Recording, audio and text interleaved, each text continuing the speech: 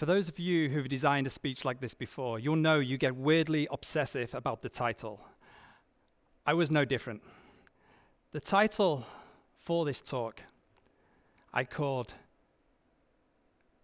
Beyond Classrooms, because the classroom is a place where we all share. No matter where we call home, we all share an experience, good and bad, within a classroom.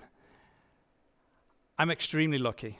I get to travel the world in terms of reimagining and redesigning educational experiences with some incredible global partners that are trying to do good things by young people. However, I've become increasingly concerned in the last few years that our education system is not fit for purpose. We're letting young people down, and we're letting them down quite spectacularly. Our methods are antiquated, they're dated, they're static, and they're stagnant. So, I want you to join with me today for the next 10 minutes, and I want to offer 3 lessons that I've picked up along my journey. I'm a kid from Manchester, Northern England, terrible fashion sense. My wife says very dubious haircuts, and I struggled terribly at school. School was not a happy place for me. The one thing I enjoyed was 3 o'clock where the bell rang and I could leave that place. It was not a place of enjoyment. So, what is going wrong? Well, this statistic, 24%, and it will jump around a little, but this is the number of teachers that want to leave the profession in the immediate future. They cite stress, they cite anxiety, they cite poor working conditions. The list goes on and on. And this clearly has got no better for the next generations. Nothing is improving here. So how do we pivot? How do we change? This is a statistics. 14 and 3. This is the average homework time for 2 countries. Now, my friends from China in the audience, would you like to have a guess which one is your average homework time per week? It's 14, yes, it is 14. Spoiler. The other is Finland. Now, I'm not here to tell you that China's right and Finland is wrong, or Finland is right and China is wrong. What I'm simply here to say is we are deeply fragmented in what education should look like. We are completely split on what curriculum needs to look like, assessment should look like. How do we assess schools? How do we judge and appraise our teachers? There's no common agreement. And if we're going to do the right thing by young people, we need to have a serious conversation about this. So what I ask of you today, because I certainly don't want this to be all doom and gloom, this is meant to be positive. I want you to imagine a chessboard. And I want you to think, because you all need voices in this change. I want you to think of that first move. What would be your first move?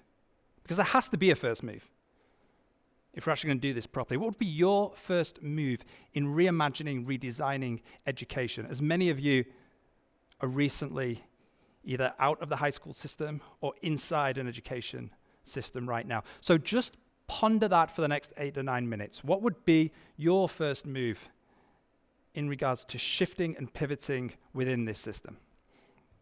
So, my why. What is my why? Why am I here? As said, I struggled terribly at school. That changed for me at 16, 17. Through the skin of my teeth, I got into a place called college. Now in England, that's a little different from other systems. That's between 16 and 18 years old, where we do A-levels or the diploma or the AP. So it's usually, and you usually move venues. You usually switch out of school and go to another campus or destination before university. So I was at college. Now I know I wanted to do sports science and history. I had no idea of my third subject. And my poor mother, I dragged her around the college for numerous hours trying to find a third subject. And I stumbled across sociology. Never heard of it before. I had no idea. But I said, I'll give it a try. And the lovely teacher there, who was doing the admissions, she took a glance of my report card, clearly was not so impressed, but was very kind and tolerated the conversation. And she said, well, it's been very popular today, sociology. Why don't you try it? And I said, well, what is it? Explain it to me. I said, well, education. You've been there. I said, yeah, I occupied a space in the school. I can't tell you much more than that, but I've been in education. She said, well, think about, and she paused a moment, think about the hidden curriculum. What happens outside the timetable with your friends? And I was like, all right, I do stuff with my friends. Okay, cool. Standardized testing. Now, we've just been through a whole testing process, so yeah, that sucks. Yep, okay, standardized testing. Why do we do that? Why is the system the way it is? So this sounded interesting. And then she said, the family. She looked at my exhausted mother and said, well, the family, why does your mother do all the housework, I'm guessing? And my mother then begins to wake up, starts nodding in complete agreement. And she's like, yeah, this course sounds good. Tick the box, we're off, we're going home.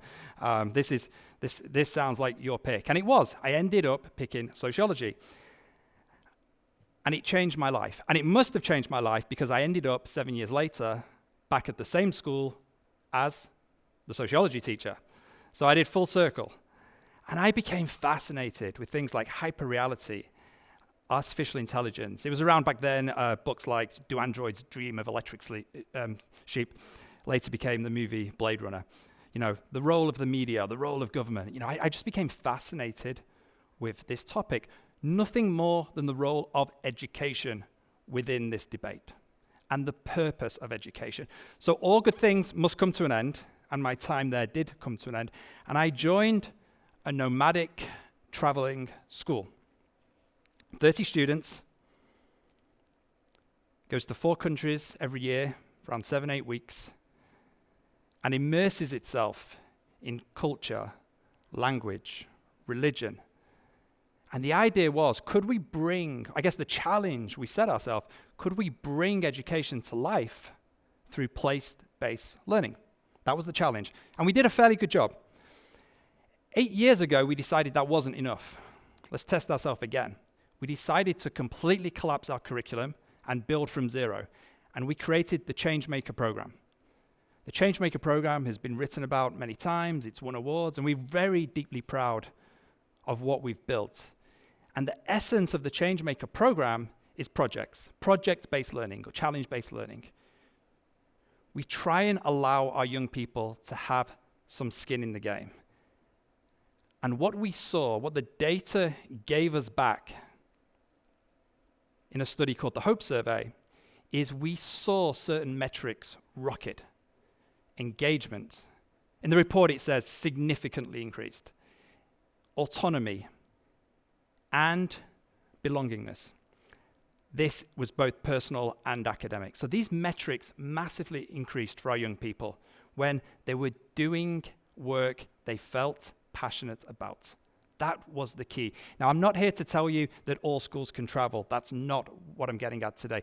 What I am here to tell you is when you build community around things like passion, purpose, mastery, our young people come to life. We also set another challenge, and we said, is it really fair we judge young people by a 2-hour memory test? We decided it wasn't. So we also redesigned assessment, and we used portfolios to record learning, to become an artifact of learning. And your journey wasn't my journey, it was yours. We felt that was fairer than a memory test, and it represented the learning journey in so much of a more powerful way. And in traveling the world, we learned in some wonderful locations. We designed watering holes in the Okavango Delta to maximize wildlife and also look after humans who could potentially get in the way. We went to futuristic cities like Shanghai, my home, Dubai, Tokyo, and we tried to bring the arts to life on Broadway. And at the essence of this, I can't take credit for this. This was a former media specialist of ours, Bert. Be in real time. We all know the attraction, the compulsion around cell phones, social media. Part of our essence, I guess, was really to encourage our learners to be in real time. Maximize the moments with your friends, your colleagues, the learning experience. The cell phone can wait. It was Einstein that said, "I never teach my pupils, I only provide the conditions in which they can learn." And our mantra at Think Global School was, don't teach me what to think, teach me how to think. And with that said, I want to offer my first lesson today. If you ever find yourself about to redesign anything, it's crucially important to potentially deschool yourself.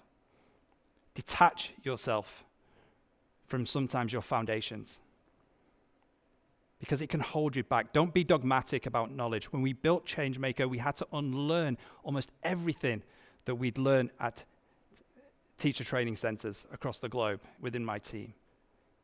It wasn't fit for purpose, so we had to begin from zero. And we had to be not afraid by that. And I want to share a quick little case study with you. We arrived in Botswana around 5 years ago. Now, we opened a new division of the school, so there was 30 learners that were completely new. No experience. We had no seniors. All the variables were against us. And we actually forced them to go tech-free for 10 days as well. You can imagine how that went down. So, not just tech-free, no access to favorite foods, no experience of the project-based learning I just described. It should have been a catastrophic failure, but it wasn't. It was a huge success. Well, why was it a huge success? Because, as I said before, the young people, the learners, felt they had skin in the game. And we created core values that allowed that to happen. Core values like Meraki, putting your soul into your work, putting love into your work. Satya, living by truth, and Kaizen, to continuously improve.